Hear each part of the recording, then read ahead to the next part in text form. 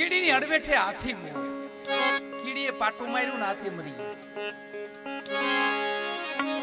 એવું બને બને. ગભારામ બાપા આ ભજન સાંભળતા તો એમને ખ્યાલ હશે આ ભજન શું કહેવા માંગે છે. મહાપુરુષોની અવરવાણી છે, અવરવાણી. કીડી નામ સુરતા, હાથી નામ અહંકાર, અભિમાન.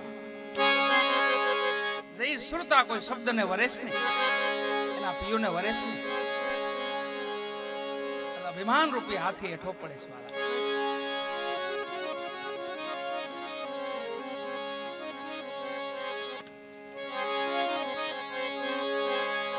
કીડીની અડબેઠે હાથી મુવો. કુંજર નામ હાથી, કુંજરનું નામ હાથી. કુંજરને પાડ્યો પગલા હેઠ, પહોંચાડ્યો ઠેઠ. પછી કોઈ દે અભિમાન આવ્યો નહીં. નણદલ લે આર્યું. બે જાઓ માતાઓ, બે જાઓ, ઘડીક વાર બે જાઓ.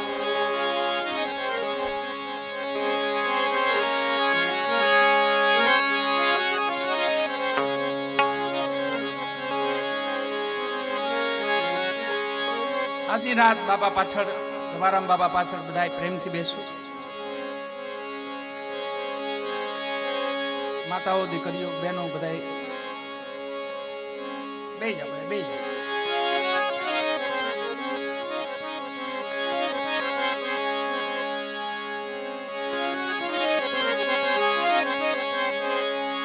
હાલો ને કીડીબાઈ ની જાનમાં કીડીની જાન કીધી. જાનમાં નોતરા તો બધા ને કકેંડા નોતરો તો ઊંટ 8 અંગ વાકા, હાંડિયો એને નોતરેલો. ખજૂરો આખો દી નીકળી કલ્પના જ કરતો હોય, એને ખજૂરો કીધો.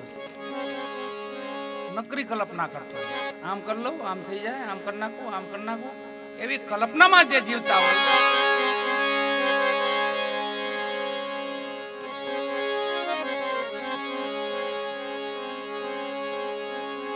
એવી કલ્પનામાં જે જીવતા હોય એને ખજૂરો કીધો.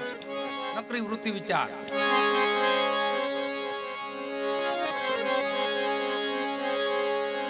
ઘોને હોતર નોતરી, ઘોને મંકી દાદા, માકડું એ તો વાંડે ચડીને બેઠેલો. આજ નીકળે એટલી વાર છે જાણાયથી, કોઈને જીવતા નથી જવા દેવા. એને પણ અભિમાન કીધું. આમાં ભોજા બાપા એને અભિમાન કીધો. અભિમાન માનવનો એવો હોય. પછી એક મકોડાનો નોતરો છે. એમાં મકોડાને કામ સીધું. કીડીએ કીધું કે જા મકોડા, આ જાનને જમાડવીશ. ગળ લેતો આય દુકાનદાર ત્યાંથી ગળ લેતો આય. એને શું કીધું ખબર? ભોજા બાપા, ભોજલરામ બાપા, જલારામ બાપાના ગુરુ હતા, એમની વાણી છે. ભોજલરામ બાપા એવું કીધું કે લોભિયો હોય ને, લોભિયો એ પોતાનું ભલું કરે, બીજા કોઈનું સારું ન કરે. મકોડાને લોભિયો કીધો.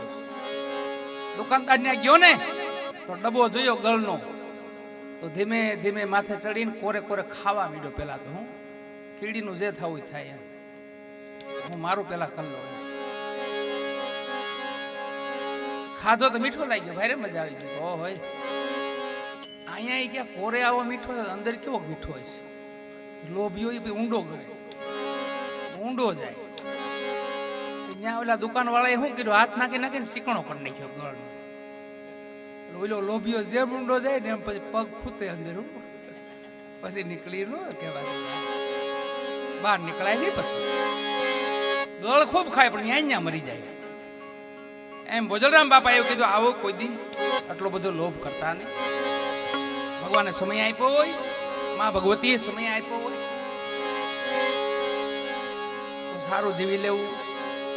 ગભારામ બાપા જેવું જીવી લેવું, જગત યાદ કરે એવું જીવી લેવું. અમારા હાલમાં એક જાગ્રત આપણે કઈ દેવને કોઈ જોયા નથી. દેવ આપણી ભેગા જ હોય વાલા, પણ આપણે ઓળખી ન શકતા. દેવ તત્વ આપણી ભેગું જ હોય પણ એને ઓળખી ન શકતા હોય આપણે, કેમ કે આપણી પાસે પરખ શક્તિ ન હોય ને.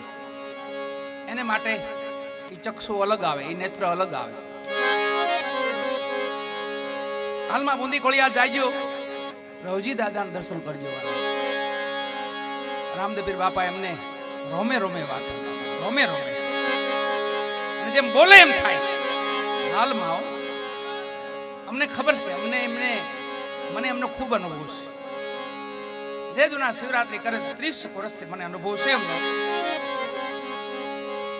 એ 30 વર્ષની સેવા, જે શિવરાત્રીની સેવા, માનવ સેવા, હાલમાં હજી તમે એમનું જીવન જો પોતે વૃદ્ધ થઈ ગયા છે, પણ ભજનનું નામ પડે તો આમ થોડાક અકળાતા પણ બેહી જાય જાણે ભજનમાં.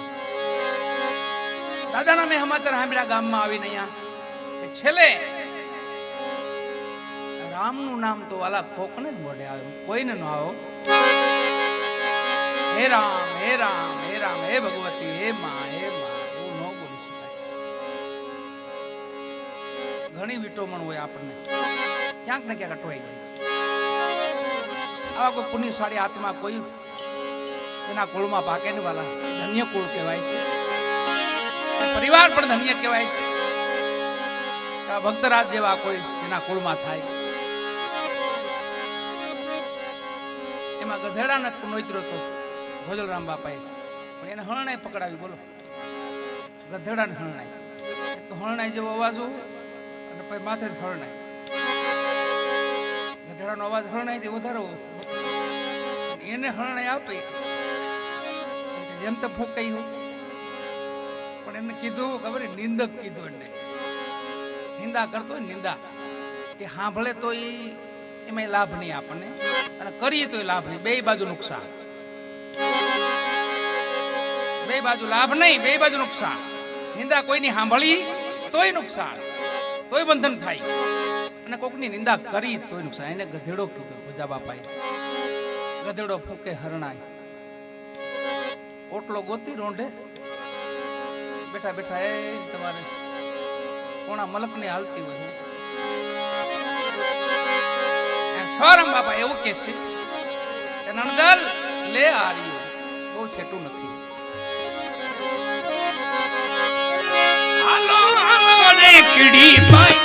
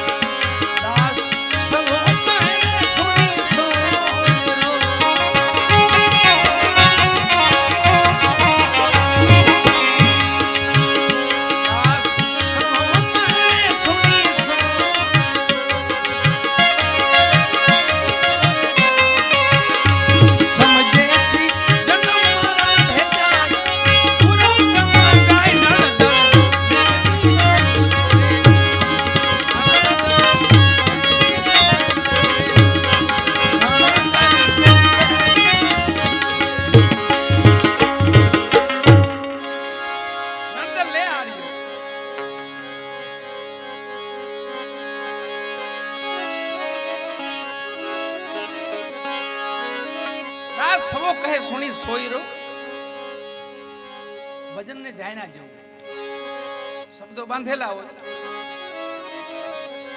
ગભારામ બાપા જેવા કોઈ અનુભવી માણા હોય ને તો આને જાણી શકે. તેમાં અમૂલ્ય વસ્તુ છે. લાખો રૂપિયા ખર્ચો તો ભજન નો થયો.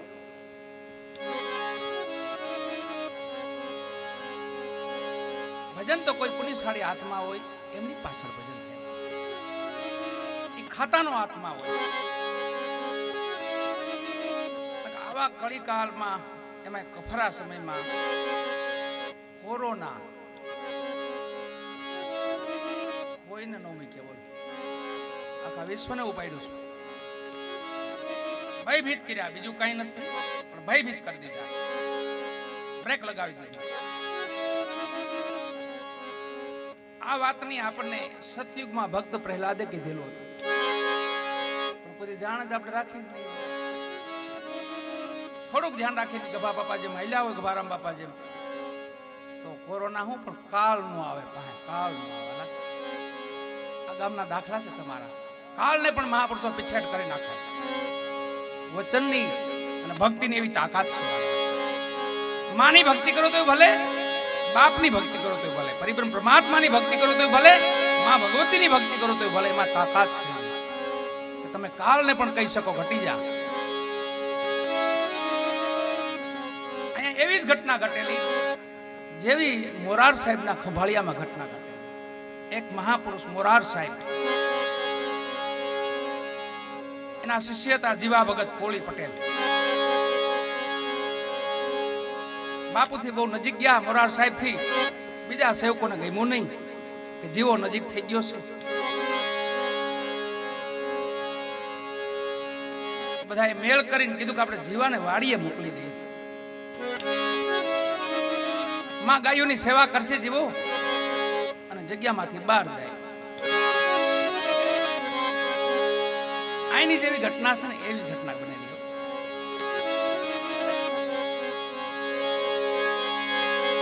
ગેલા બાપાની જેવી ઘટના છે એવી જ ઘટના ખંભાળિયામાં બનેલી. એ મહાપુરુષ સંત પુરુષ હતા. અહીંયા માય ભગત, માના ભુવા, માના ગોઠી, એ ભક્તિ બે પરિબ્રહ્મ પરમાત્માની ભક્તિ કરો તો ભલે અને માની ભક્તિ કરો તો ભલે. ભક્તિની શક્તિ અમાપ છે. જેવા ભગત ને મોરાર સાહેબે કીધું કે જેવા ભગત, હા બાપા તમારે વાડીએ જવાનું છે, ત્યાં ગાયોની સેવા કરવાની છે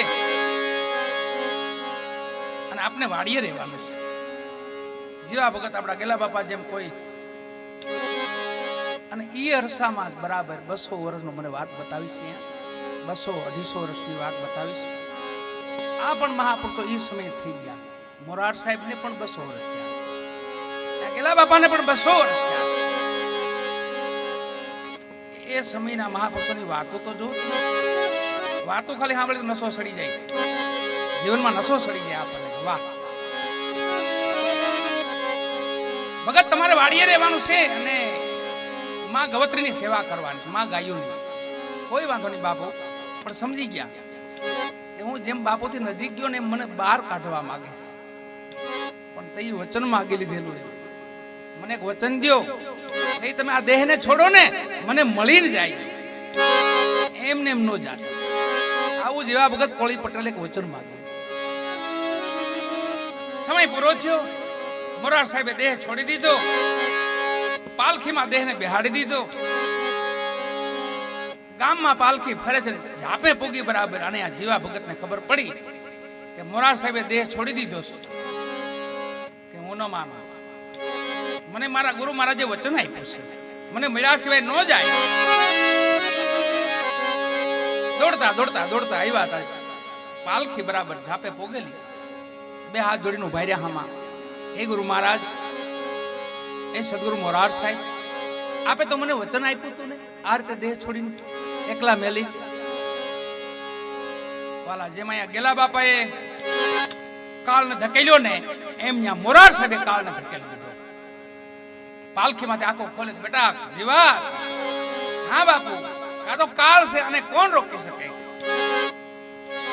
તઈ જેવા ભગત બોલ્યા, બાપુ કાળ તો આપ જેવા મહાપુરુષો રોકી શકો. કોઈ શાસ્ત્રમાં કોઈ રોક્યો બેટા? ઇતિહાસના પાને ક્યાંય છે? હા બાપુ, કોને રોક્યો? મહાભારતમાં ભીષ્મ પિતામહે 6 મહિના કાળને ઠેલી દીધો હતો. અને ખુમારી ચડ્યો, ભક્તિની ખુમારી. પાલખીમાંથી હેઠા ઉતરીને કીધું કે ભીષ્મ મહિના 6 તો મોરાર મહિના 12 મહિના કાળને હટાવી દીધો પાછો. એમાં આ ગેલા બાપાએ પણ કાળને હટાવેલો છે. આ એ ભૂમિ છે, એ ભૂમિના સંતાનો છે આ બધા. એટલે જે કુળમાં મહાપુરુષો સંતો જ્યાં થયા હોય એને ધન્યવાદ આપીએ આપણે વાળા.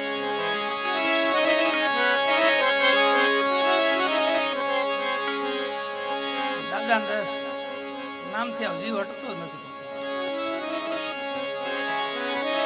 ગવારામ બાપા